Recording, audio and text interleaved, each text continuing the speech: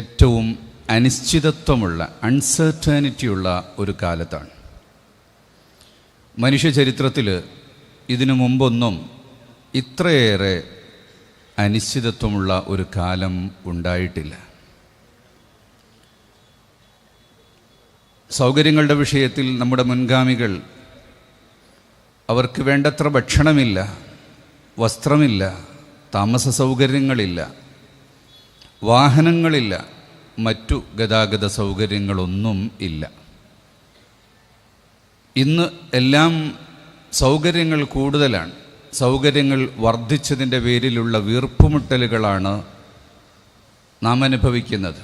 ഭക്ഷണത്തിൻ്റെ ആധിക്യം കൊണ്ടുള്ള അസുഖങ്ങൾ, വാഹനങ്ങളുടെ എണ്ണ വർധനവ് കൊണ്ടുള്ള യാത്രാ അസൗകര്യങ്ങൾ, വസ്ത്രങ്ങളുടെ അമിത ഉപയോഗം കൊണ്ടുവരുന്ന വേസ്റ്റിൻ്റെ ഭാരം, ഇതെല്ലാം ഉള്ളപ്പോൾ എന്താണ് ഇന്ന് ലോകത്ത് മനുഷ്യൻ അനുഭവിക്കുന്ന ഏറ്റവും വലിയ പ്രശ്നം? അത് അൺസർട്ടനിറ്റിയാണ്, അനിശ്ചിതത്വം. ഇന്ന് അടുത്ത മണിക്കൂറിൽ എന്ത് സംഭവിക്കും എന്നറിയില്ല. അടുത്ത ദിവസം എന്താണ് വരാൻ പോകുന്നത് എന്നറിയില്ല.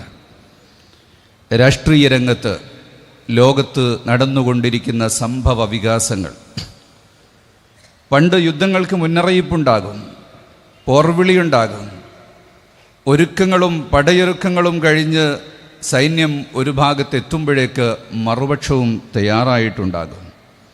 ഇന്ന് എവിടെയും എപ്പോഴും യുദ്ധം പൊട്ടിപ്പുറപ്പെടാം എന്നുള്ള ഒരു സ്ഥിതിവിശേഷമാണുള്ളത്. ഗാസ 5 പതിറ്റാണ്ടായി തുടരുന്ന വംശഹത്യ, അത് വെറുമൊരു യുദ്ധമല്ല, മനുഷ്യ മനസ്സാക്ഷിയുടെ തോൽവിയാണ് ഗാസയിൽ സംഭവിച്ചത്, ഇപ്പോഴും തുടർന്നുകൊണ്ടിരിക്കുന്നത്.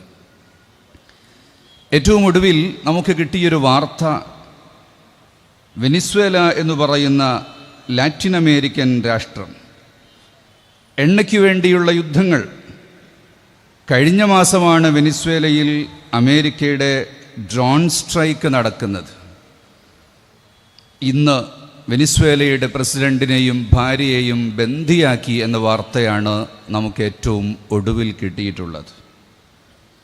വെനിസ്വേലയുടെ പ്രസിഡന്റ് നിക്കോളാസ് മെഡ്യൂറോയെയും ഭാര്യയെയും പിടികൂടി അമേരിക്ക ബന്ദിയാക്കിയത് എന്തിനാണ്? അളവറ്റ എണ്ണ സമ്പത്തുള്ള ഒരു രാഷ്ട്രമാണ് വെനിസ്വേല. കഴുകക്കണ്ണുമായി അമേരിക്ക വട്ടമിട്ട് പറക്കാൻ തുടങ്ങിയിട്ട് വർഷങ്ങളേറെയായി.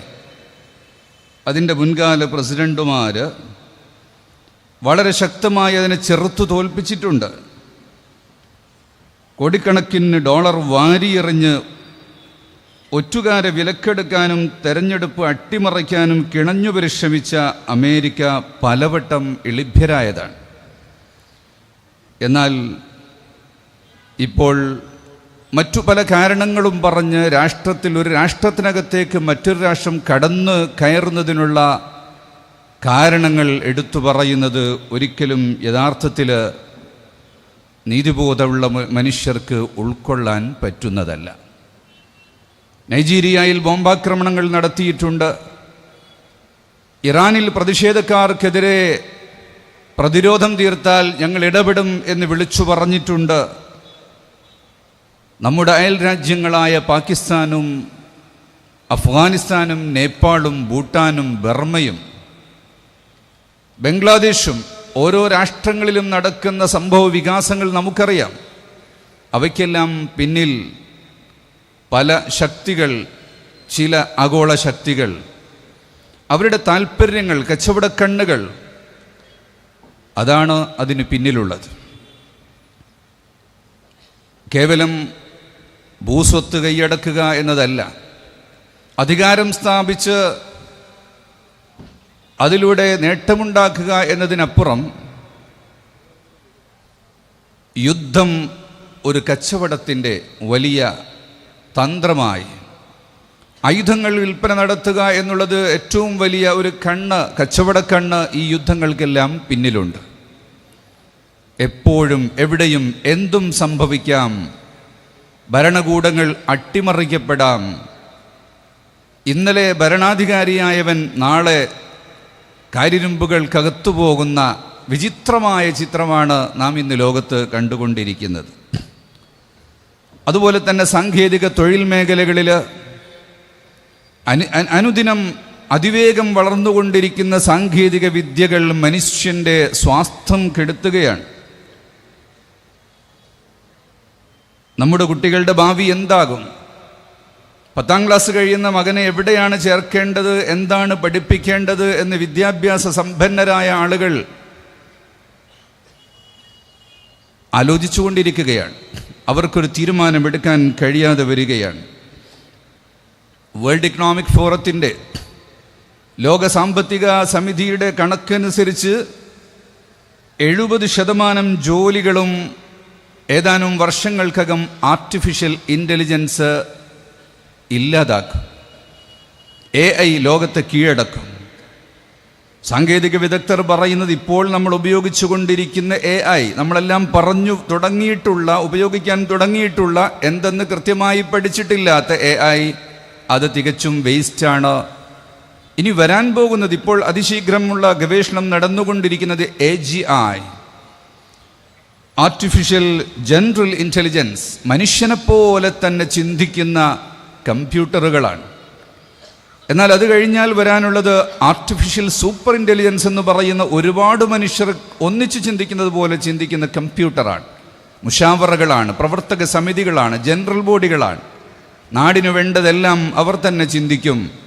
അങ്ങനെ വരുമ്പോൾ ഇത് 3-5 വർഷത്തിനിടയിൽ ലോകത്ത് വരുമെന്നും ലോകം കീഴടക്കുമെന്നും പറയുമ്പോൾ നാളിതുവരെയുള്ള അനുഭവങ്ങൾ വെച്ച് നമുക്ക് വിശ്വസിക്കാതിരിക്കേണ്ട കാര്യം ഇല്ല.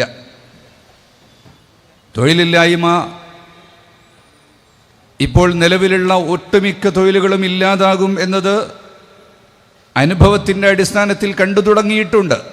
അങ്ങനെ വരുമ്പോൾ ലോകത്ത് എന്താണ് സംഭവിക്കുക? അതുകൊണ്ട് എന്തു പഠിക്കണം? അതുകൊണ്ട് ഏത് വിദ്യയാണ് പഠിക്കേണ്ടത്? പഴയ കാലത്തെ പോലെ 10+2+3+2 then PhD, post doctoral fellowship, അങ്ങനെ പഠിച്ചുപോയാൽ കടലാസുകൾ കുംഭാരമാക്കാം എന്നല്ലാതെ അന്നത്തിനു വക നൽകില്ല എന്നത് മനുഷ്യർക്ക് മുന്നിൽ വലിയ ആശങ്കയാവുകയാണ്. ട്രേഡ് വാർസ്, രാജ്യാന്തര നികുതി ചുമത്തലുകൾ, താരിഫ് യുദ്ധങ്ങൾ. നീ 50% ഞാൻ 75%, നീ 75% ഞാൻ 100%, 200% എന്ന് പറഞ്ഞുകൊണ്ട് കയറ്റുമതി ഇറക്കുമതികൾക്കുള്ള തീരുവകളിൽ വരുത്തുന്ന ഭ്രാന്തൻ പരിഷ്കാരങ്ങൾ. എന്തുൽപ്പാദിപ്പിക്കണം, എവിടെ വിൽക്കാൻ കഴിയുമെന്ന് ഉൽപ്പാദകർ ആശങ്കപ്പെടുന്നു. അവശ്യവസ്തുക്കൾ വാങ്ങേണ്ട ആളുകൾ നാളെ എന്തു വില കൊടുക്കേണ്ടി വരും എന്നും പറയാൻ പറ്റാത്തൊരു സ്ഥിതിവിശേഷം. ഓക്സ്ഫാം റിപ്പോർട്ട് പ്രകാരം ലോകത്തെ 1% ആളുകളിലാണ് 99% ആളുകളെക്കാൾ കൂടുതൽ സമ്പത്തുള്ളത്. സമ്പത്തൊരു ഭാഗത്ത് കുന്നുകൂടുന്നു. സമ്പത്തുകൾ ഏകീകരിക്കാനും സ്വന്തം കൈകളിലേക്ക് കൊണ്ടുവരാനുമുള്ള തന്ത്രങ്ങൾ പലതരത്തിലുള്ള രോഗവ്യാപനത്തിലൂടെയും പ്രതിരോധ മരുന്ന് നിർമ്മാണത്തിലൂടെയും ഡ്രാമകൾ ക്രിയേറ്റ് ചെയ്യുന്നതിലൂടെയും എന്താണ് ലോകത്ത് സംഭവിക്കുന്നത് എന്ന് കൊറോണ കാലത്ത് നേരിട്ട് കണ്ടനുഭവിച്ചിട്ടുള്ളവരാണ് നമ്മൾ. അങ്ങനെയുള്ള അൺസർട്ടനിറ്റി ഒരു ഭാഗത്തുണ്ട്. കാലാവസ്ഥാ വ്യതിയാനം, മഴ ലഭിക്കുന്നത് എപ്പോഴെന്ന് നോക്കി കൃഷി ഇറക്കാൻ പറ്റുകയില്ല. മഴക്കാലം ഏതെന്ന് നോക്കി സമ്മേളനങ്ങൾ നിശ്ചയിക്കാനും പറ്റുകയില്ല. വയലിലാണോ സമ്മേളനം നടത്തേണ്ടത്, പറമ്പിലാണോ എന്ന് നിശ്ചയിക്കാൻ പറ്റാത്ത ഒരു കാലമായി. അതിന് കാരണങ്ങൾ പലതുണ്ട്. ലഹറൽ ഫസാദു ഫിൽ ബർരി വൽ ബഹരി ബിമാ കസബത് ഐദിൻ നാസ്. മനുഷ്യർ ചെയ്യുന്ന പരിസ്ഥിതിപരമായ പാതകങ്ങൾ തന്നെയാണ് അതിന് കാരണം എന്ന് പറയുകയും അതിനുവേണ്ടി കോൺഫറൻസുകളൊക്കെ നടത്തപ്പെടുകയും ചെയ്യുന്നുണ്ടെങ്കിലും ഒരിക്കലും അതിന് പ്രതിരോധം തീർക്കാൻ ആരും തയ്യാറാകുന്നില്ല. ഡീസലിൻ്റെയും പെട്രോളിൻ്റെയും അമിതോപയോഗമാണ് ഇതിന് കാരണം. ഒരു ഭാഗത്ത് വിളിച്ചു പറയുമ്പോൾ അമിതമായി വാഹനങ്ങളുടെ പ്രൊഡക്ഷൻ നടത്തിക്കൊണ്ടിരിക്കുന്നുണ്ട്. ഇലക്ട്രിക് വാഹനങ്ങളിലൂടെ അന്തരീക്ഷ മലിനീകരണത്തെ ചുരുക്കാൻ കഴിയുമെന്ന് പറയുമ്പോഴും ഇലക്ട്രിക് വാഹനങ്ങൾക്ക് ക്രമാതീതമായ വിലയും ടാക്സ് വർധനവും നടത്തിക്കൊണ്ട് ഒരിക്കലും അതിനെ പ്രോത്സാഹിപ്പിക്കാതെ നിരുത്സാഹപ്പെടുത്തുന്നതാണ് നാം കാണുന്നത്. നമ്മുടെ കേരളത്തിൻ്റെ പശ്ചാത്തലം എടുത്ത് പരിശോധിച്ചാൽ ഇവിടെ വർഗീയ ധ്രുവീകരണത്തിന്, സാമുദായിക അന്തരീക്ഷത്തിൽ വലിയ തോതിലുള്ള വിദ്വേഷത്തിൻ്റെയും വെറുപ്പിൻ്റെയും അന്തരീക്ഷമുണ്ടാക്കുന്നതിന് വേണ്ടിയുള്ള ശ്രമങ്ങളാണ് നടന്നുകൊണ്ടിരിക്കുന്നത്. നിരന്തരമായി അത്തരം പ്രകടനങ്ങൾ ഇവിടെ നടക്കുമ്പോൾ അതിനെതിരെ നിസ്സംഗമായി നിൽക്കുന്ന ഗവൺമെൻറ്റുകളെയും നിസ്സംഗമായി നിൽക്കുന്ന സാമൂഹ്യ പ്രവർത്തകരെയും നമുക്ക് കാണാൻ കഴിയുന്നു എന്നത് നമ്മെ വളരെയേറെ അത്ഭുതപ്പെടുത്തുന്നുണ്ട്. പവിത്രമെന്ന് കരുതിയിരുന്ന സ്നേഹബന്ധങ്ങൾ പോലും സംശയത്തിൻ്റെ നിഴലിലാകുന്ന ഒരു കാലഘട്ടത്തിലാണ് നമ്മൾ ജീവിച്ചുകൊണ്ടിരിക്കുന്നത്.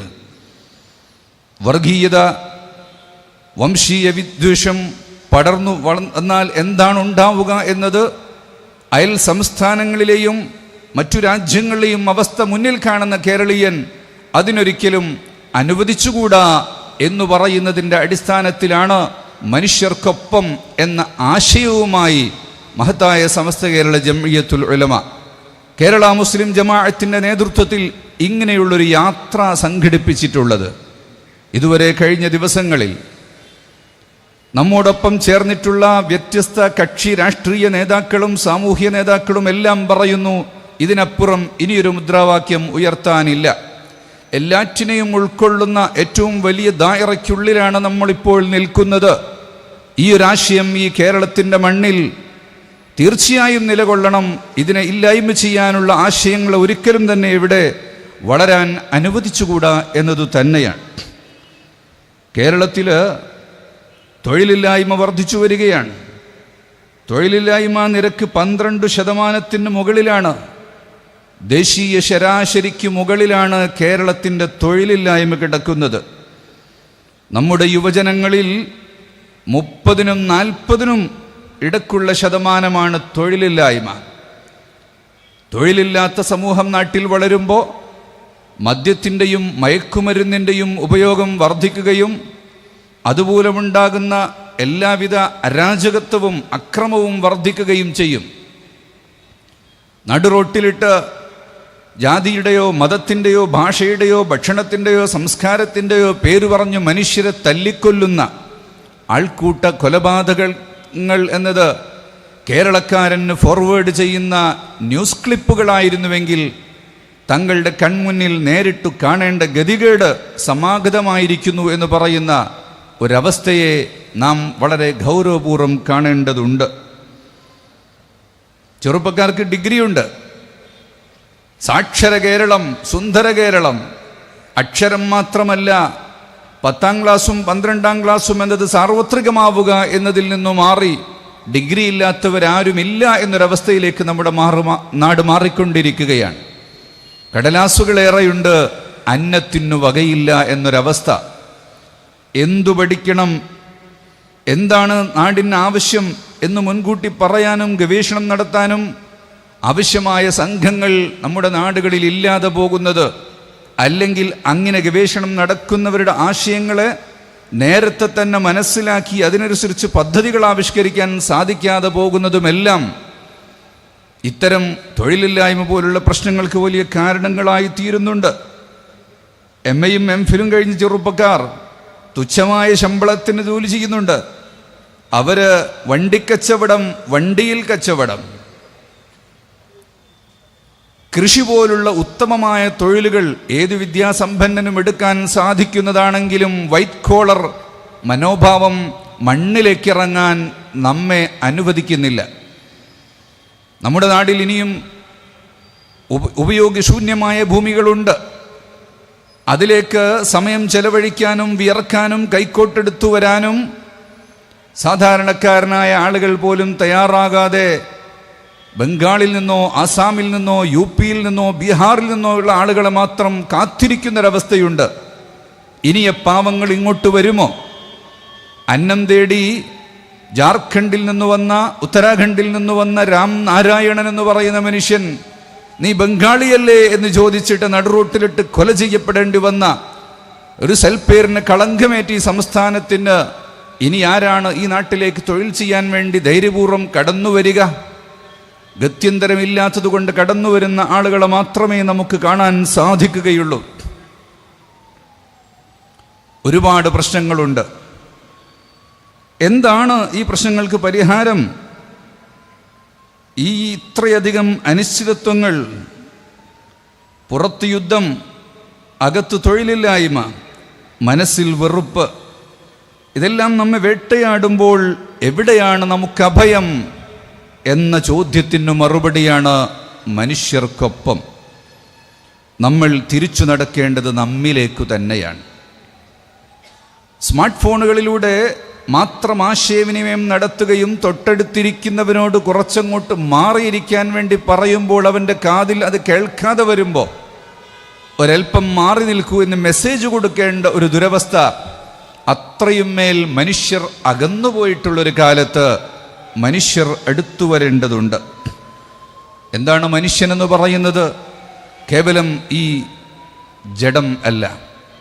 മനുഷ്യൻ ഒരു ബോഡി മാത്രം അല്ല. ബോഡിയാകുന്ന വാഹനത്തിൽ കയറി നിൽക്കുന്ന ആത്മാവ് കൂടി ചേരുമ്പോഴാണ് യഥാർത്ഥത്തിൽ മനുഷ്യൻ എന്ന് പറയുന്ന സത്ത ഇവിടെ ഉണ്ടാകുന്നത്. മനുഷ്യൻ മറ്റു ജീവികളിൽ നിന്ന് വ്യത്യസ്തമാണ്. മനുഷ്യൻ ഉത്കൃഷ്ട ജീവിയാണ്. മനുഷ്യൻ മറ്റുള്ളവരെ പോലെ പ്രകൃതിദത്തമായി ജനിച്ചു വളരുന്ന അതേ രീതിയിൽ തന്നെ ഭൂമിയിൽ ലഭിക്കുന്ന വസ്തുക്കൾ മാത്രം ഭക്ഷിച്ച് അങ്ങനെ മരിച്ചു പോകുന്ന ഒരു ജീവിയല്ല. മനുഷ്യൻ വിവേകമുള്ള ജീവിയാണ്. മനുഷ്യൻ സാമൂഹ്യ ജീവിയാണ്. മനുഷ്യൻ രാഷ്ട്രീയ ജീവിയാണ്. മനുഷ്യൻ സാമ്പത്തിക ജീവിയാണ്. ഈ മേഖലകളിലെല്ലാം മനുഷ്യന് ജീവിക്കാൻ പദ്ധതികൾ ഉണ്ടാകണം, മാർഗനിർദ്ദേശങ്ങളുണ്ടാകണം. മനുഷ്യ ജീവിതത്തിൻ്റെ കാതലെന്ന് പറയുന്നത് അവൻ കാത്തു സൂക്ഷിക്കുന്ന സംസ്കാരമാണ്. വൃത്തി, ഭാഷ, സഹനം, സഹവർത്തിത്വം, ഇതൊക്കെയാണ് യഥാർത്ഥത്തിൽ മനുഷ്യനെ മൃഗങ്ങളിൽ നിന്ന് വേർതിരിക്കുന്നത്. അപ്പം ഏറ്റവും നല്ല സംസ്കാരം ആരാണോ ഉൾക്കൊള്ളുന്നത് എന്ന് എനിക്ക് ബോധ്യപ്പെടുന്നതിനെയാണ് ഞാൻ പിൻപറ്റുന്നത്. ഇസ്ലാം മനുഷ്യരാശിയെ ഒരൊറ്റ ആത്മാവിൽ നിന്ന് സൃഷ്ടിച്ചവരായിട്ടാണ് കാണുന്നത്. ഇന്നാ ഖലഖനാകും മിൻ ദകരിൻ വ ഉൻസ. ഒരൊറ്റ പുരുഷനിൽ നിന്നും സ്ത്രീയിൽ നിന്നുമാണ് ഈ മനുഷ്യകുലം മുഴുവനും പിറന്നിട്ടുള്ളത്. അതിൻ്റെ പരമ്പരകളാണ് ലോകാവസാനം വരെ ഇവിടെ വരുന്നതും. വജഅൽനാകും ശുഊബൻ വഖബായില ലിതആറഫു. നിങ്ങൾക്ക് അഡ്രസ് ഉണ്ടാകാൻ വേണ്ടി നിങ്ങളെ കുലങ്ങളും ഗോത്രങ്ങളുമാക്കി മാറ്റിയിട്ടുണ്ട്. നിങ്ങൾക്ക് സർനെയിമുകളുണ്ട്, റോഡിൻ്റെ പേരുകളുണ്ട്, വില്ലേജുകളും പഞ്ചായത്തുകളുമുണ്ട്. അത് നിങ്ങളുടെ ഇദ്രിസിയത്തിന്, നിങ്ങളുടെ അഡ്രസ്സിന് വേണ്ടി മാത്രം ആണ്. ഇന്ന അക്രമക്കും ഇൻദല്ലാഹി അത്ഖാക്കും. ഭക്തിയുള്ളവർക്കാണ് സ്ഥാനം. ഭക്തിയുണ്ടാകുന്ന മനുഷ്യൻ ഒരിക്കലും മറ്റുള്ളവരെ ദ്രോഹിക്കുകയില്ല. അങ്ങനെയുള്ള ഏകാത്മാവിൽ നിന്ന് തുടങ്ങി വന്നിട്ടുള്ള, ഒരു മനുഷ്യനിൽ നിന്നും തുടങ്ങി വന്നിട്ടുള്ള ഈ മനുഷ്യ സമൂഹം മാനവികത എന്ന് പറയുന്ന മഹാവൃത്തത്തിനകത്ത് മനുഷ്യത്വത്തിൻ്റെ മഹാരൂപങ്ങളെ കാണേണ്ടതുണ്ട്. അതിനകത്ത് മതങ്ങളുണ്ട്. അതിൽ ഇസ്ലാം എന്ന് പറയുന്ന മതവൃത്തത്തിനുള്ളിലാണ് നാം ഉള്ളത്. അതിൽ അഹ്ലുസുന്നത്തി വൽ ജമാഅ എന്ന് പറയുന്ന ആദർശ പ്രസ്ഥാനത്തിൻ്റെ ആളുകളാണ് നമ്മൾ. അതിനകത്ത് നമുക്ക് വേറെയും വ്യക്തിത്വങ്ങളുണ്ട്. നമ്മുടെ വ്യക്തിത്വങ്ങൾ, കുടുംബ വ്യക്തിത്വമുണ്ട്, ഭാഷാ വ്യക്തിത്വങ്ങളുണ്ട്. എല്ലാറ്റിനും അപ്പുറമുള്ള മനുഷ്യത്വം എന്ന് പറയുന്ന വ്യക്തിത്വത്തെ മറന്നുകൊണ്ട് മറ്റേതെങ്കിലും അടയാളങ്ങൾക്കുള്ളിൽ മാത്രം ഒതുങ്ങി നിന്ന് മനുഷ്യർക്കിടയിൽ ഉണ്ടാകേണ്ട സ്നേഹ ബഹുമാനങ്ങളെ നാം ഒരിക്കലും ഇല്ലായ്മ ചെയ്യരുത് എന്നുള്ള സന്ദേശമാണ് മനുഷ്യർക്കൊപ്പം എന്ന ആശയം നമ്മോട് പറയുന്നത്.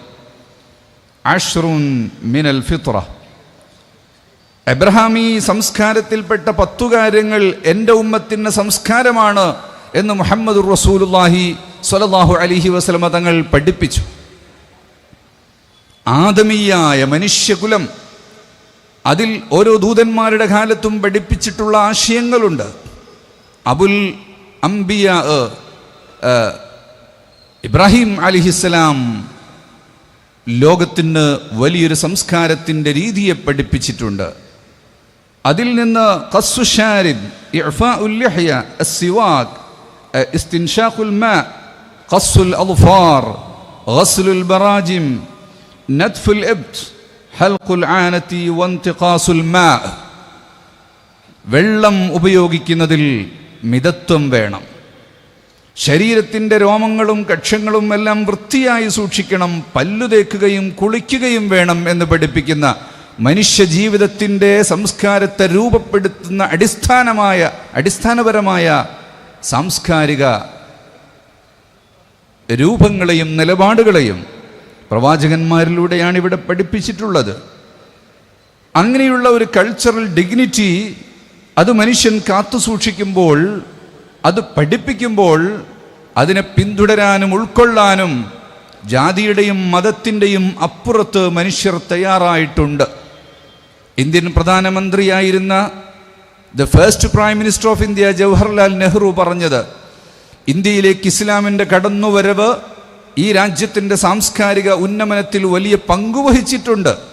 രാജ്യത്തിൻ്റെ ചില ഭാഗങ്ങളിൽ ഇസ്ലാം കടന്നു വന്നത് രാഷ്ട്രീയ മുന്നേറ്റങ്ങളിലൂടെ ആയതുകൊണ്ട് അതിനോടുള്ള ചെറുത്തുനിൽപ്പിൻ്റെ ഭാഗമായി ചിലരെങ്കിലും അത് ഉൾക്കൊള്ളാതെ പോയിട്ടുണ്ടെങ്കിൽ അത് ഈ രാജ്യത്തിന് നൽകിയിട്ടുള്ള വലിയ നഷ്ടമാണ്, ഈ രാജ്യത്തിന് വരുത്തിവെച്ചിട്ടുള്ള വലിയ നഷ്ടമാണ്. ദക്ഷിണേന്ത്യൻ ഭാഗങ്ങളിൽ കൂടുതലായും കച്ചവടക്കാരിലൂടെയാണ് ഇസ്ലാം വന്നത് എന്നതുകൊണ്ട് തന്നെ അവിടുത്തെ ജാതിമത വ്യത്യാസങ്ങൾക്കതീതമായി ജനങ്ങൾ സംസ്കാരങ്ങളെ ഉൾക്കൊണ്ടു. അത് മനുഷ്യ നന്മയ്ക്ക് വേണ്ടിയുള്ളതാണ്. അവർ മതത്തിനുള്ളിൽ വന്നാലും ഇല്ലെങ്കിലും അത് മനുഷ്യരെ, അവർക്കിടയിൽ അവരുടെ ജീവിതത്തെയും അവരുടെ സംസ്കാരത്തെയും വളർത്തിയിട്ടുണ്ട് എന്നതാണ്. മനുഷ്യൻ മനുഷ്യരിലേക്ക് വരണം, അയൽവാസിയെ തിരിച്ചറിയണം. ഭാഷയുടെയും ദേശത്തിൻ്റെയും പേരിൽ മാറ്റി നിർത്താൻ പാടില്ല. അയൽവാസി പട്ടിണി കിടക്കുമ്പോൾ വയറ് നിറച്ചുണ്ണുന്നവൻ നമ്മിൽപ്പെട്ടവനല്ല എന്ന വചനം എത്ര ഉന്നതമാണത്. താൻ വയറു നിറച്ചിട്ട് മറ്റുള്ളവനെ കൂടെ നോക്കണം എന്ന് പറയുകയല്ല, മറിച്ച് അയൽവാസി പട്ടിണി കിടക്കുന്നുണ്ടെങ്കിൽ തൻ്റെ ഭക്ഷണത്തിൻ്റെ പാതി എടുത്തവന് കൊടുക്കണം. പാതി തികയുന്നില്ല എങ്കിൽ വീണ്ടും ഒന്നുകൂടെ പാതിയാക്കണം. എന്നിട്ട് അവനോടൊത്ത് നീയും പകുത്തു ഭക്ഷിക്കണം എന്ന് പറയുന്ന ഉന്നതമായ സംസ്കാരം. തൊഴിൽ ചെയ്യുന്നവന് വിയർപ്പ് മാറ്റുന്നതിന് മുമ്പ് കൂലി കൊടുക്കണം എന്ന് പറഞ്ഞിട്ടുള്ള ആ മഹത്തായ സംസ്കാരം. അയൽപക്കത്തെ ബഹുമാനിച്ചുകൊണ്ട് അയൽപക്കക്കാരൻ്റെ വീട്ടിന് കാറ്റ് തടയുന്ന രീതിയിൽ നിന്റെ ഭവനങ്ങൾ ഉയർത്താൻ പാടില്ല. നിന്റെ വീടിൽ നിന്ന് പോകുന്ന പുക മറ്റു വീട്ടുകാരൻ്റെ മുൻഭാഗത്തേക്ക് കടന്നു കയറുന്ന വിധമാകരുത് എന്ന് പറഞ്ഞ് മദീന നാഗരികതയിൽ ഹൗസിംഗ് നിയമങ്ങൾ പഠിപ്പിച്ച മുഹമ്മദുർ റസൂലുള്ളാഹി സ്വല്ലല്ലാഹു അലൈഹി വസല്ലം തങ്ങൾ ഓരോ ഭാഗത്തും ഒരേ നിലക്കുള്ള ഉയരമുള്ള വീടുകൾ, അതുപോലെ പാത്വേകൾ. മദീനയിൽ റസൂലുള്ളാഹി തങ്ങൾ പഠിപ്പിച്ചിട്ടുള്ള സെഗ്രിഗേറ്റഡ് വേസ്റ്റ് മാനേജ്മെന്റ് സിസ്റ്റമാണ് മദ്രസകളിൽ ഇന്ന് 3-ാം ക്ലാസ്സിലും 4-ാം ക്ലാസ്സിലും പഠിപ്പിച്ചുകൊണ്ടിരിക്കുന്നത്. കാലാവസ്ഥാ വ്യതിയാന കാലഘട്ടത്തിലെ ഏറ്റവും പ്രധാനപ്പെട്ട ചർച്ചയാണ് മാലിന്യ കൂമ്പാരങ്ങൾ. അമേരിക്ക പോലുള്ള രാജ്യങ്ങളിൽ ഓരോ മനുഷ്യരും ഓരോ വർഷത്തിലും തള്ളുന്ന വസ്ത്രത്തിൻ്റെ കൂമ്പാരങ്ങൾ സൃഷ്ടിക്കുന്ന, അതിലൂടെയുണ്ടാകുന്ന കാർബൺ എമിഷൻ നാട്ടിന് വലിയ വിപത്തായി മാറുന്നു എന്ന് പറയുമ്പോൾ, ഓരോ കല്യാണത്തിനും ഒരു കുപ്പായം തന്നെ വേണം, വസ്ത്രം പുതിയതു തന്നെ വേണം, വീട്ടുകാർക്കെല്ലാം ഒരേ കളറും ഒരേ രൂപവും വേണം എന്നുള്ള ഒരാശയം, അത് മാലിന്യ കുമ്പാരം കുന്നുകൂട്ടാൻ വേണ്ടിയുള്ള ആശയം തന്നെയാണ്. ആവശ്യത്തിന് വേണ്ടി വസ്ത്രം. ഒരു ഭർത്താവ് തൻ്റെ ഭാര്യയ്ക്ക് വസ്ത്രം വാങ്ങിക്കൊടുക്കണം, ശൈത്യകാലത്തൊന്നും ഉഷ്ണകാലത്തൊന്നും. കാരണം അതിന് രണ്ടും വെവ്വേറെ വസ്ത്രങ്ങൾ വേണമല്ലോ അത്തരം നാടുകളിൽ എന്നു പഠിപ്പിച്ചിടത്ത് മിതത്വത്തിൻ്റെ അധ്യാപനമാണ് കൊടുക്കുന്നത്. എന്നാൽ ഇന്ന് കലാലയങ്ങളിലെ വിദ്യാർത്ഥികൾക്ക് ഓരോ മാസത്തിലും നടക്കുന്ന ഫെസ്റ്റിവലുകൾക്ക് ഇന്ന രൂപത്തിലുള്ള സ്യൂട്ട് വേണം, ഇന്ന കമ്പനിയുടേത് വേണം, ഷൂ മാറ്റിക്കൊണ്ടിരിക്കണം എന്ന് പറയുന്നത് മാലിന്യക്കൂമ്പാരം എത്രയാണ് നമ്മുടെ നാടുകളിൽ കുന്നുകൂടുന്നത്. അവിടെ ഖനാഅത്ത് എന്ന് പറയുന്ന വലിയൊരാശയം ഇന്ന് ലോകം അതിനെക്കുറിച്ച് സംസാരിച്ചു കൊണ്ടിരിക്കുകയാണ്. അതിന് ഇംഗ്ലീഷിൽ മിനിമലിസം എന്നൊരു പേര് കൊടുത്തിട്ടുണ്ട്. കുറച്ചുപയോഗിക്കുക, തനിക്കുള്ളത് മാത്രം ഉപയോഗിക്കുക, മറ്റുള്ളവർക്ക് ബാക്കിയാക്കുക, ഭൂമിയിലുള്ളതെല്ലാം നിനക്ക് വേണ്ടി പടച്ചതല്ല എന്ന് പറയുന്ന ആശയം. മാലിന്യ കൂമ്പാരങ്ങളെ എങ്ങനെ സംസ്കരിക്കാം എന്ന ആലോചനയുടെ ഭാഗമായിട്ടാണ് സെഗ്രിഗേറ്റഡ് വേസ്റ്റ് മാനേജ്മെന്റ് എന്ന് പറയുന്ന പുതിയൊരാശയമായി ലോകത്തിന് മുന്നിൽ അവതരിപ്പിക്കുന്നത്. റെയിൽവേ സ്റ്റേഷനുകളിലും എയർപോർട്ടുകളിലും വികസിത നഗരങ്ങളിലുമൊക്കെ മഞ്ഞയും ചുവപ്പും പച്ചയും വെള്ളയും നീലയുമൊക്കെ കളറുള്ള വെവ്വേറെ വേസ്റ്റ് പെട്ടികൾ നമ്മൾ കാണുന്നുണ്ട്. മെറ്റാലിക് പാത്രങ്ങൾക്ക് വേണ്ടിയുള്ളതാണ്, പ്ലാസ്റ്റിക് മാലിന്യങ്ങൾക്ക് വേറെയുണ്ട്, കടലാസിന് വേറെയുണ്ട്, ഭക്ഷ്യാവശിഷ്ടങ്ങൾക്ക് വേറെയുണ്ട്.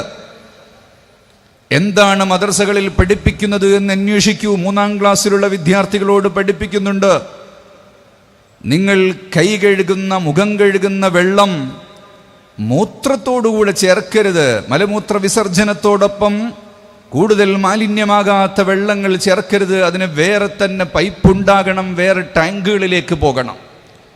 ഈ മാലിന്യങ്ങളിലൊന്നും തന്നെ ഭക്ഷ്യാവശിഷ്ടങ്ങൾ ഇടാൻ പാടില്ല.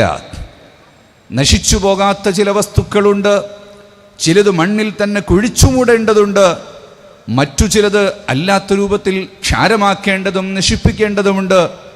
ഇതൊക്കെ ക്ലാസ് 3-ൽ പഠിക്കുന്നുണ്ടെങ്കിലും ഇതൊരു സംസ്കാരത്തിൻ്റെ ഭാഗമാണെന്നും ഇതൊരു രാഷ്ട്രത്തിൻ്റെ നിർമ്മിതിയുടെയും രാഷ്ട്രത്തിൻ്റെ സുരക്ഷയുടെയും മാത്രമല്ല, ലോകത്തിൻ്റെ തന്നെ ഊഷ്മാവ് നിയന്ത്രിക്കുന്നതിൻ്റെ കൂടി ആവശ്യമാണ് എന്ന തിരിച്ചറിവില്ലാതെ പോകുന്നതും മദ്രസകൾ പോലുള്ള സ്ഥലത്ത് പഠിപ്പിക്കുന്നത് മറ്റെന്തോ കാര്യമാണെന്ന് തെറ്റിദ്ധരിക്കുന്നതും തെറ്റിദ്ധരിപ്പിക്കുന്നതും എല്ലാം മനുഷ്യർക്കിടയിൽ ഉണ്ടാക്കുന്ന ആശങ്കകൾ എത്രമാത്രമാണ്, എത്ര വലുതാണ് എന്ന് നാം തിരിച്ചറിയേണ്ടതുണ്ട്.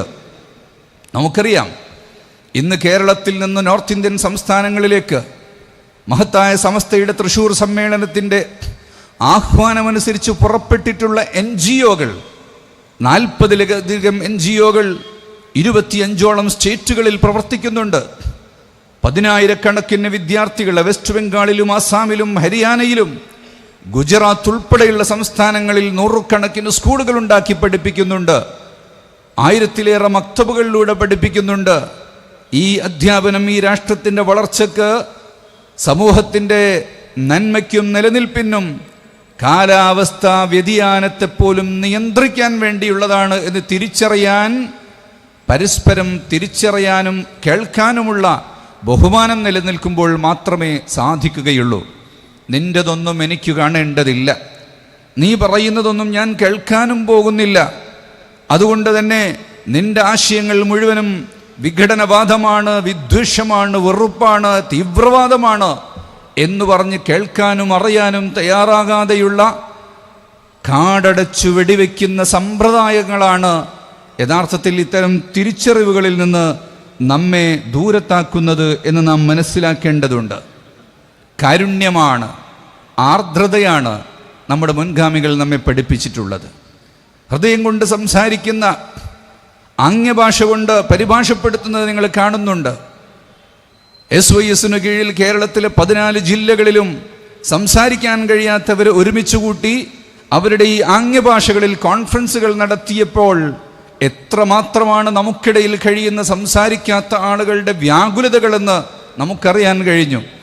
ഈ ഭാഷയിൽ അവരുടെ ഒരുപാട് ആശയങ്ങൾ നമ്മോട് മുന്നോട്ട് വച്ചു, അവരുടെ പ്രശ്നങ്ങൾ പറഞ്ഞു. ഇത് കേൾക്കാനല്ലെങ്കിലും അറിയാൻ ആളുകളുണ്ട് എന്നറിഞ്ഞപ്പോൾ ആ ഭിന്നശേഷി സമൂഹത്തിനുണ്ടായ ഒരു സന്തോഷം എത്രമാത്രമാണ്.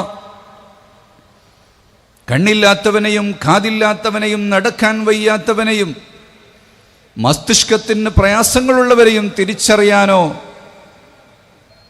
അവരെ അസ്ഹാബുൽ ഹിമം എന്ന് പറഞ്ഞുകൊണ്ടാണ് ദുബായ് വിളിക്കുന്നത്. പീപ്പിൾ ഓഫ് ഡിറ്റർമിനേഷൻ, ഉറച്ച തീരുമാനങ്ങളുള്ള, തീരുമാനിച്ച കാര്യങ്ങൾ തീർച്ചയായും ചെയ്തു തീർക്കുമെന്ന് പറയുന്ന ആളുകളാണവർ. ജോലി കൊടുക്കാൻ, സംസാരിക്കാൻ കഴിയാത്തവർക്ക് ജോലി കൊടുക്കാൻ തയ്യാറാകുമോ? ഈ അടുത്തൊരു റെസ്റ്റോറൻറ്റിൽ അവർ ജോലി കൊടുത്തത് മുഴുവനും സംസാരിക്കാൻ ശേഷിയില്ലാത്തവർക്ക്. അങ്ങനെയുള്ളൊരു വലിയ സമൂഹത്തെ പരിഗണിക്കാൻ കഴിഞ്ഞു എന്ന് മാത്രമല്ല, അനാവശ്യമായ ശബ്ദകോലാഹലങ്ങളില്ലാതെ കാര്യങ്ങൾ നടത്താൻ കഴിയുന്നു എന്ന ദൈവനിയോഗത്തിൻ്റെ വലിയ നന്മകൾ കൂടെ അതിലൂടെ നമുക്ക് മനസ്സിലാക്കാൻ സാധിച്ചു എന്നത് യഥാർത്ഥത്തിൽ മറ്റുള്ളവനെക്കുറിച്ച്, അയൽവാസിയെക്കുറിച്ച് കൂടെ ഇരിക്കുന്നവനെ കുറിച്ച് ചിന്തിക്കുമ്പോൾ മാത്രമാണ് നമുക്ക് സാധിക്കുന്നത്. മരുഭൂമിയിലൂടെ നടക്കുന്ന വിശന്ന് ദാഹിച്ച് പരവശനായൊരു പട്ടിക്ക് സ്വന്തം ശൂരിയിട്ട് വെള്ളം മുക്കിക്കൊടുത്തതിൻ്റെ പേരിൽ ഒരു മനുഷ്യൻ സ്വർഗത്തിൽ പോയി എന്നുള്ള കഥ, എന്നുള്ള ചരിത്രം, എന്നുള്ള സത്യം മുഹമ്മദുർ റസൂലുള്ളാഹി സ്വല്ലല്ലാഹു അലൈഹി വസല്ലമ തങ്ങൾ ലോകത്തിന് പഠിപ്പിച്ചത് മനുഷ്യ മനസ്സുകളിൽ ആർദ്രതയുടെ നനവുകൾ ഉണ്ടാകാൻ വേണ്ടിയാണ്. ആ ഒരു സാമൂഹിക ബോധവും അവനിൽ ഉയർന്നു വരാൻ വേണ്ടിയാണ്. അയൽവാസി പട്ടിണി കിടക്കുമ്പോൾ വയറ് നിറക്കരുത് എന്ന് പഠിപ്പിച്ചത് ഈ ഒരു ആശയത്തിൻ്റെ മേലാണ്. അങ്ങനെയുള്ള ആശയങ്ങൾ മനുഷ്യ മനസ്സുകളിൽ ഉള്ളത് കൊണ്ടാണ്. അതേതെങ്കിലും മതത്തിൻ്റെയോ വിശ്വാസത്തിൻ്റെയോ പേരിലാകണം എന്ന് മാത്രം ഞാൻ പറയുന്നില്ല. എല്ലാ മനുഷ്യരിലും ഇത്തരം ആശയങ്ങൾ ഉണ്ടാകണം. അതുകൊണ്ടാണല്ലോ പുത്തുമലയിലും ചൂരൽ മലയിലും കവളപ്പാറയിലും മനുഷ്യരെ ഒന്നടങ്കം നിമിഷം കൊണ്ട് എടുത്തെറിഞ്ഞ് കിലോമീറ്ററുകൾ ദൂരേക്ക് വലിച്ചെറിഞ്ഞപ്പോൾ ബാക്കി വരുന്ന മനുഷ്യരെ ചേർത്തു പിടിക്കാൻ വേണ്ടി തൻ്റെ ജീവന് വില കൽപ്പിക്കാതെ തന്നെ ഓടിവന്ന സമൂഹം. കടലോരത്ത് മത്സ്യബന്ധനം നടത്തിക്കൊണ്ടിരിക്കുന്നവർ അവരുടെ ബോട്ടുകളും തോണികളും വാഹനത്തിൽ കയറ്റിയിട്ട് മലമുകളിലേക്ക് വെള്ളപ്പൊക്കത്തിൽ കഷ്ടപ്പെടുന്ന ആളുകളെ രക്ഷപ്പെടുത്താൻ വേണ്ടി വരുന്നത് ഈ ഒരു നനവ് നമ്മുടെ സമൂഹത്തിൽ നിലനിൽക്കുന്നത് കൊണ്ട് തന്നെയാണ്. അത്തരം ആശയങ്ങൾ ഇനിയും നിലനിൽക്കേണ്ടതുണ്ട്. മനുഷ്യ മനസ്സുകൾക്കിടയിൽ തീർക്കുന്ന അതിർവരമ്പുകളും മതിൽക്കെട്ടുകളും പൊളിച്ചെറിയേണ്ടതുണ്ട്. മനുഷ്യർക്ക് പരസ്പരം കാണാൻ അവസരങ്ങൾ ഒരുക്കേണ്ടതുണ്ട്. തിരിച്ചറിവിൻ്റെയും കൂട്ടുചേരലിൻ്റെയും കൂടിയിരുന്ന് സംസാരിക്കുന്നതിൻ്റെയും ഭക്ഷണങ്ങൾ പങ്കുവെക്കുന്നതിൻ്റെയും മഹത്തായ പൂർവകാല മാതൃകകൾ ഇനിയും നിലനിൽക്കേണ്ടതുണ്ട്. ഓണമാഘോഷിക്കുന്ന ഹൈന്ദവ സഹോദരന്മാർ അവരുടെ വീട്ടിലുണ്ടാക്കിയിട്ടുള്ള ശുദ്ധഭക്ഷണം അയൽവാസിയായ മുസ്ലിമിന് കൊടുക്കുമ്പോൾ, ക്രിസ്ത്യാനിക്ക് കൊടുക്കുമ്പോൾ, ക്രിസ്മസ് ആഘോഷിക്കുന്ന ക്രിസ്ത്യാനികൾ അതേ രീതിയിൽ അവരുണ്ടാക്കിയ ശുദ്ധമായ കേക്ക് മറ്റു മതക്കാരായ തൻ്റെ അയൽവാസികൾക്ക് പങ്കുവയ്ക്കുമ്പോൾ, പെരുന്നാളിൻ്റെ ദിവസത്തിൽ മുസ്ലിംകൾ അവരുടെ സദ്യയിലേക്ക് മറ്റുള്ളവനെ ക്ഷണിച്ചു വരുത്തുമ്പോൾ അതിലെല്ലാം സ്നേഹത്തിൻ്റെയും സൗഹാർദ്ദത്തിൻ്റെയും കൈമാറ്റങ്ങളുണ്ട്. അതെല്ലാം മതത്തിൻ്റെ അതിർവരമ്പുകൾക്കുള്ളിൽ നിന്നുകൊണ്ട് തന്നെ നിങ്ങൾക്ക് ചെയ്യാൻ കഴിയും. നിങ്ങൾക്ക് നിങ്ങളുടെ വിശ്വാസം മനസ്സിലുണ്ടാകണം. നിങ്ങളുടെ ആദർശം ഒരിക്കലും പണയം വെക്കേണ്ടതില്ല. ആചാരത്തിൽ ഒരു തരത്തിലുള്ള മാറ്റങ്ങൾ വരുത്തേണ്ടതും ഇല്ല.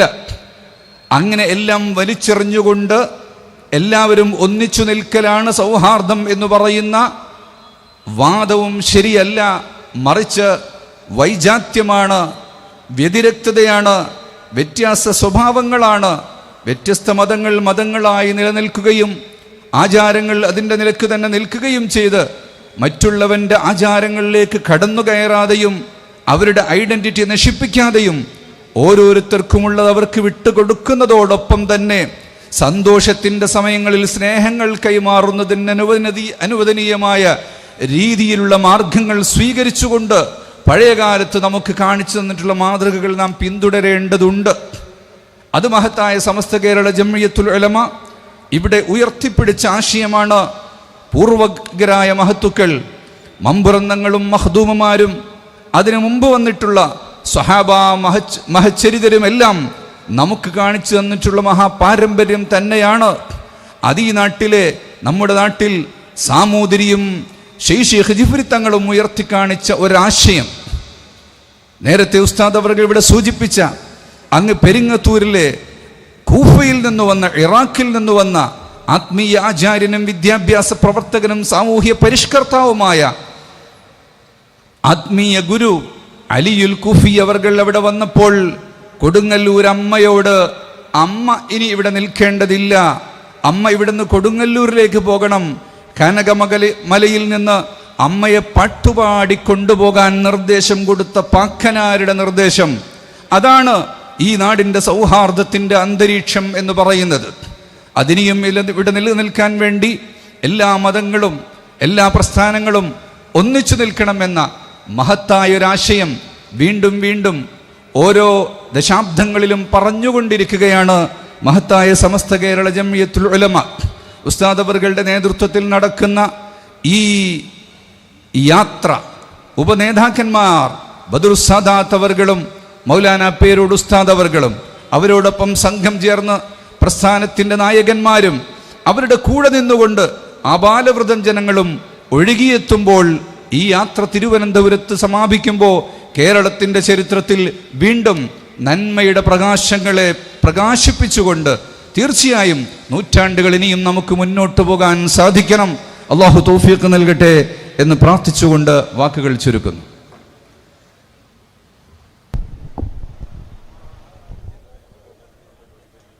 കേരളയാത്രയുടെ സ്വീകരണ സമ്മേളന വേദി നഗരി മഹാനായ മർഹൂം ഷാലിയാത്തി അവറുകളുടെ നാമധേയത്തിലാണ്. ആ മഹാനുഭാവൻ കേരളീയ സമൂഹത്തിന് കാണിച്ച ആദർശ സ്ഥൈര്യത്തിൻ്റെയും ആദർശ ധീരതയുടെയും ഉദാഹരണങ്ങൾ ഇൻഷാ അല്ലാഹ് ഈ വേദിയിൽ നമ്മുടെ പണ്ഡിത പ്രതിഭകളിൽ നിന്ന് നിങ്ങൾക്ക് കേൾക്കാനാകും. മഹാനായ സുൽത്താനുൽ ഉലമ ഉസ്താദ് അവറുകൾ ഏതാനും നിമിഷങ്ങൾക്കകം നമ്മെ അഭിസംബോധന ചെയ്യും.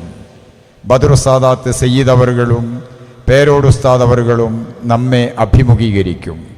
അതിനു മുമ്പ് ഈ വേദി മറ്റൊരു ദൃശ്യ ആവിഷ്കാരത്തിന് അവസരമൊരുക്കുകയാണ്.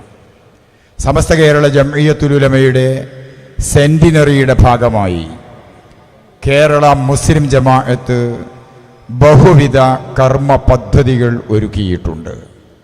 കേരള മുസ്ലിം ജമാഅത്തിൻ്റെയും പ്രസ്ഥാന കുടുംബത്തിൻ്റെയും ആഭിമുഖ്യത്തിൽ വർഷങ്ങളായി കേരളക്കരയിൽ നടന്നു വരുന്ന സാന്ത്വന സേവന പുനരധിവാസ പ്രവർത്തനങ്ങളെക്കുറിച്ചുള്ള കൃത്യമായ ഒരു വിവരണം ഈ വേദിയിൽ നിങ്ങൾക്ക് കാണാനാകും. ഇൻഷാ അല്ലാഹ് ആ ഫണ്ട് സമൂഹം ഏൽപ്പിച്ചതായിരുന്നു. സമൂഹം തന്ന ഓരോ തുട്ടും നിർമ്മാണാത്മകമായ മേഖലയിലാണ് ഈ പ്രസ്ഥാനം ചെലവ് ചെയ്തിരിക്കുന്നത്. ഇനിയും ഒരുപാട് പദ്ധതികൾ നമുക്കുണ്ട്. ആ പദ്ധതികളുടെ പൂർത്തീകരണത്തിന് പണവും ആവശ്യമുണ്ട്.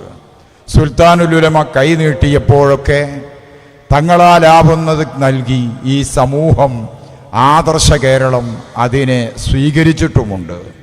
കേരള മുസ്ലിം ജമാഅത്ത് ആവിഷ്കരിച്ച പുതിയ ക്രൗഡ് ഫണ്ടിൻ്റെ പേരാണ് സ്വതക്ക. ആ സ്വതക്ക നിങ്ങളുടെ പങ്കാളിത്തം ഉറപ്പുവരുത്തേണ്ടതുണ്ട്. ഇൻഷാ അല്ലാഹ് അത് സ്വതക്കത്തുൻ ജാരിയയാണ്. അനുസ്യൂതമായ ദാനമായി പാരത്രിക ലോകത്തെ ബർസഖിയായ ജീവിതത്തിലെ നമുക്കുള്ള സമ്പത്തായി ആ സദക്കകൾ ആ തുട്ടുകൾ മാറുമെന്ന കാര്യത്തിൽ യാതൊരു സംശയവും. സമസ്ത കേരള ജംഇയ്യത്തുൽ ഉലമയുടെ മഹോന്നതരായ നേതാക്കൾ മഹാനായ സുൽത്താനുൽ ഉലമയും റഈസുൽ ഉലമയും അടക്കമുള്ള പണ്ഡിത ശ്രേഷ്ഠർ സ്വതക്കയിലേക്ക് അവരുടെ വിഹിതമായ ഓരോ ലക്ഷം രൂപ ഇതിനകം നൽകിക്കഴിഞ്ഞിട്ടുണ്ട്. സമസ്ത കേരള ജംഇയ്യത്തുൽ ഉലമയുടെ കേന്ദ്ര മുശാവറ അംഗങ്ങളെല്ലാവരും ഓരോ ലക്ഷം രൂപ നൽകിയിട്ടുണ്ട്, നൽകിക്കൊണ്ടിരിക്കുന്നുമുണ്ട്.